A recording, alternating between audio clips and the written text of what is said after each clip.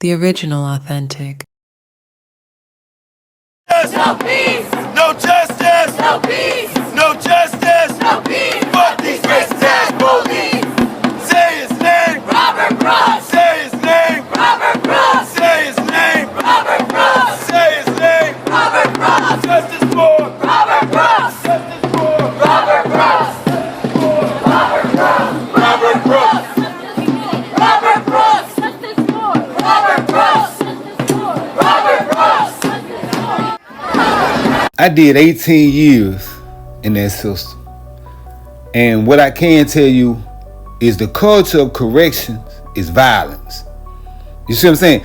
Violence is the rod of correction when you're talking about in the system.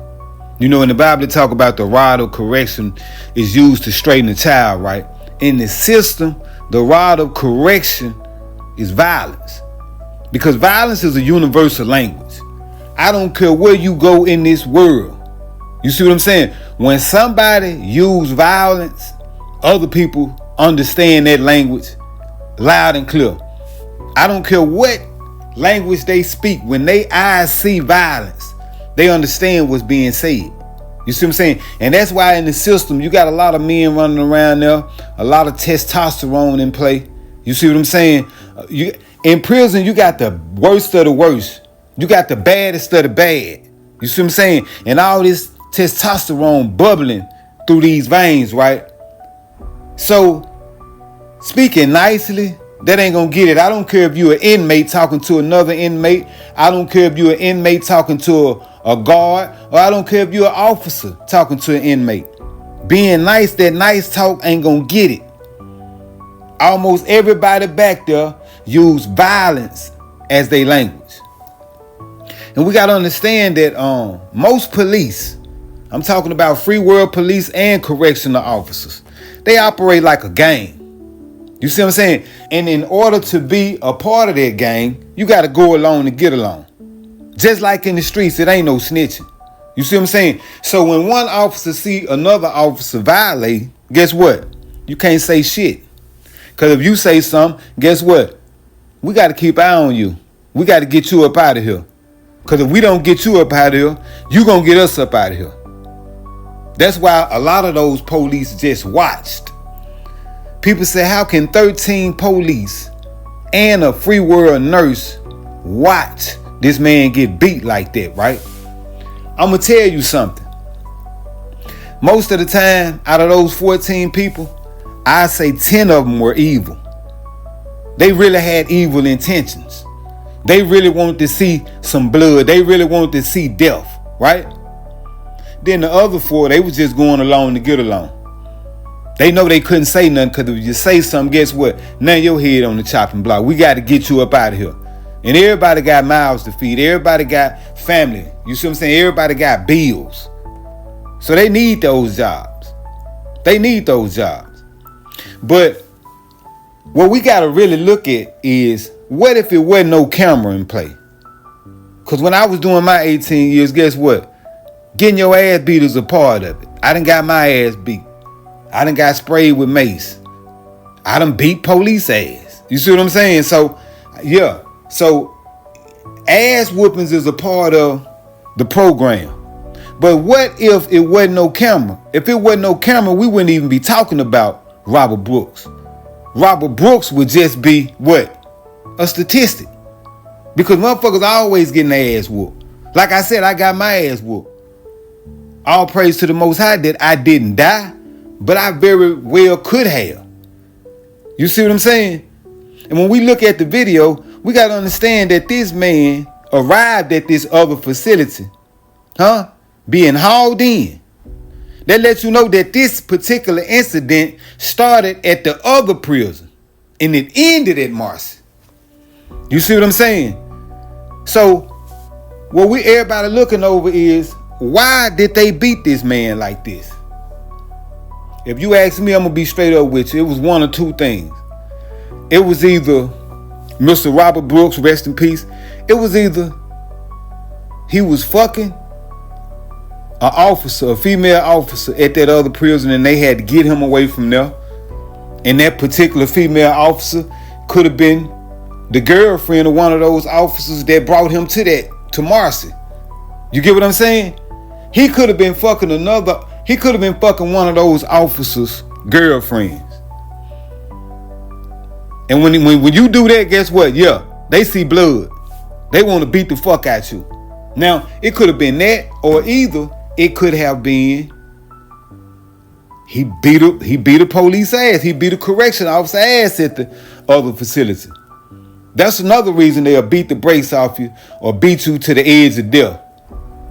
If you get out, if you beat up one of theirs, like I told you, they operate like a gang. So if you beat up one of theirs, they got to beat the fuck out of you. That's just how it go. You see what I'm saying? So that's what I think here. He was fucking one of those female at the other prison, or either he beat up an officer at the other prison, and so now we gotta make an example out of you, point blank. You see what I'm saying? Now, but I look even deeper into this, and I look at the deeper elements of this, and there's two more elements we gotta look at. It was a spiritual attack going on. The brutality of this proved that evil was at work. Think about it, man. Can you just see? I'm talking about a man that's handcuffed, and all y'all taking turns beating him. He ain't fighting back because he can't fight back because he's restrained. It take a sense of evil in order to do that. You see what I'm saying? It have been times I done been fighting with somebody and I done beat all the fight out of them. So guess what? I gotta ease up now. I ain't talking about somebody that's handcuffed. I'm talking about somebody that's trying to punch me back. You see what I'm saying? But after the fight is out of them, the human thing to do is to ease up. You see what I'm saying? So it shows that something evil was at work here. And that's why I say it's a spiritual element to this. You see? Now, like I said, Robert Brooks, the way they beat him and they had no remorse, and nobody tried to stop it. You know, another thing could have happened is he pissed somebody powerful off. See what I'm saying?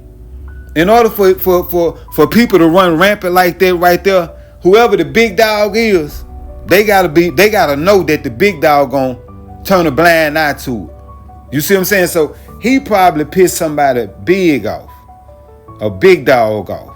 You see what I'm saying? So they had to teach him a lesson. But like I told y'all, violence is a part of the prison culture. But see, a regular ass whooping, you know what I'm saying? They just gonna rough you up. You see what I'm saying? They gonna bust you up a little bit, and you know, soon as you comply, they gonna fall back. You see what I'm saying? They gonna fall back. That's how I know that he pissed somebody big off. He fucked the female officer, or either he beat another officer ass. Because if that was just a regular ass whooping, they would have just beat his ass and threw him in the cell, and guess what? He can lick his wound, but he's still living. He pissed somebody off. You see what I'm saying? And I'm going to tell y'all something else people looking at. Robert Brooks had 3 strikes against him. One strike was that he was black. The second strike, that he was a black man. And the third strike is that he was a prisoner. See, a lot of people don't understand that. I'm not going to say black people done overcame all the way. I'm not going to say the LGBTQ done overcame all the way. But in those areas, we done came a long way. And when I say we, I'm talking about as a black man. And then the LGBTQ, they done came a long way too. But orange is the new black. Orange is the new LGBTQ. You see what I'm saying? A prisoner ain't shit in this world. Now, black people, we done fought for a lot of rights, and we done got a lot of rights. LGBTQ, they done fought for a lot of rights, and they done got a lot of rights. But orange is the new black. Orange is the new LGBTQ. Because guess what? They ain't got no rights. You get up out of prison, you can't vote. You get out of prison, guess what? You can't own a firearm. You ain't got no rights. Orange is the real new second-class citizen. You see what I'm saying? Most of the time, like I said, police use violence to get an inmate to comply. But this particular situation wasn't about complying. It was about punishment. You see what I'm saying? And don't get me wrong, man. There are good correction officers out there, man. Salute to the good correction officers. But then you got some bad ones too. So fuck them. But now, salute to all the good correction officers. I actually think you got more good correction officers than you do bad. And then some correction officers, they come there good and they turn bad. That's the thing too. And sometimes the inmates got a hand in turning them bad, but a lot of time what turns them bad is the corruption from their fellow officers who are already corrupt. You see what I'm saying? Another thing that people ain't taking into consideration is that officers are doing time too. You see what I'm saying? Yeah, they doing time. Think about it. They just like a convict. Some officers, they do 8 hours a day. Some do 12 hours a day. Some even work doubles and do 16 hours a day. Yeah, they behind those walls just like us. You see what I'm saying? They got to deal with a lot of the things just like us. So a lot of those officers take on the mentalities of convicts. You see what I'm saying? So if an officer been working in the prison system for 20 years, guess what? It's just like he done did 15 years. If you do the math of him coming to that prison every day and coming to work for 10 hours, yeah, he get a chance to go home. But do the math. If he did 20 years as a correction officer, it's just like he did 15 years as an inmate, even though he get a chance to go home. You see what I'm saying? We got to understand that this bigger than Robert Brooks. This type of abuse is going on all over the United States every day. So what do we need? I don't have the answer. But first of all, guess what? We need systemic reform. First of all, because it's been like this. We acting like the system broke, but no, this system been like this. It been like this. So we need to start with systemic reform. You see what I'm saying? Prisoners, we not guaranteed fairness. You ain't shit in prison. You not guaranteed fairness. That's just what it is. You see what I'm saying? Once the headlines fade, people empathy fade. They sympathy fade. Right now, everybody talking about this. Why? Because this is clicks and this is views. This gonna get a lot of people paid. But guess what? Once the headline fade, all the sympathy fade. You see what I'm saying? The governor and the attorney general, they don't really know or they don't really care what's going on. You see what I'm saying? Because they boots ain't on the ground at these facilities.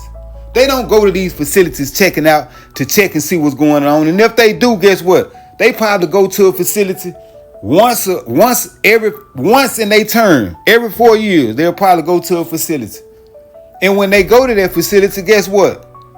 That facility already know they coming, so they done already set it up. They making it look good. Huh? They got the bootlicking convicts. That's who they gonna talk to. That's who you gonna talk to, the bootlicking convicts. You're not gonna talk to the convicts that got grievances. They gonna hide them. They gonna put them up. You see what I'm saying? You gonna talk to the trustees and the good guys that got a good report. They got a good report on this particular prison. You see what I'm saying? That's how they go. We gotta understand this system ain't broke. This is how this system go. Huh? America lead all developed nations in the world. Huh? In the world of deaths by police.